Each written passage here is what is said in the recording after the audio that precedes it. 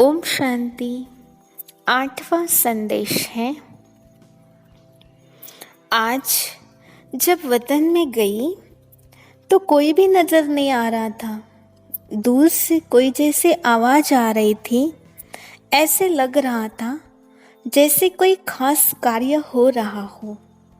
मैं पहले तो कुछ रुकी, लेकिन फिर आगे चलकर क्या देखा, शिव बाबा, ब्रह्मा बाबा, मम्मा और विश्व किशोर चारों ही आपस में बातचीत कर रहे थे और बहुत प्लान उनके आगे रखे थे, जिसमें कुछ निशान आदि दिखाई दे रहे थे, लेकिन समझ में नहीं आया। मम्मा सभी बच्चों का हालचाल पूछ रही थी। मैंने कहा, मम्मा आपने बाबा को भी बुला लिया?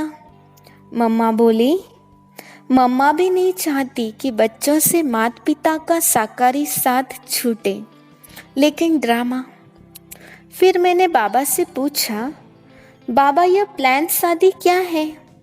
बाबा बोले, बच्ची, जैसे मार्शल के पास सारे नक्शे रहते हैं कि कहाँ कहाँ क्या क्या हो रहा है, आगे क्या होना है, वैसे यह भी स्थापना के कार्य की ही बातचीत चल रही थी, जो फिर सुनाएंगे।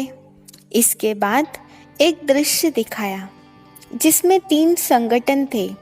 एक तो देखा लाल लाल चींटियां जो आपस में गेंद के माफिक इकट्ठी हो जा रही थी। दृश्य ऐसा था जो ब्रह्मा बाबा ने शुरू में देखा था। दूसरा संगठन था मूल वतन में आत्माएं क्षमा रूप में थी। तीसरा संगठन था हम ब्राह्मणों का, जो सभी सर्कल में बैठे थे और बीच में बाप दादा थे। वह ऐसे लग रहा था जैसे फूल के बीच में बूर होता है और चारों तरफ पत्ते होते हैं। इसका रहस्य बाबा ने बताया कि बच्ची, जब प्रत्यक्षता शुरू हुई तो भी संगठन में देखा और अंत में भी आत्माओं को संगठन रूप में ही रहना है, और अब मध्य में भी संगठन है। संगठन की शक्ति है तो कोई भी हिला नहीं सकता। देखो, बाप दादा ने कहाँ कहाँ से चुन चुनकर संगठन बनाया है। तो बच्चे भी जब संगठन में चलेंगे तो माया का वार नहीं होगा। जैसे गुलाब का फूल व कोई फूल होता है तो उनको योग्य स्थान पर रखेंगे, और अकेला पत्ता होगा तो हाथ से जल्दी मसल देंगे। तो बच्चों का भी संगठन रूपी गुलदस्ता होगा तो विजय प्राप्त करते रहेंगे।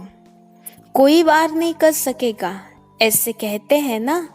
बाबा ने कहा कि सभी बच्चों को कहना कि संगठन ही सेफ्टी का साधन है। अच्छा, ओम शांति।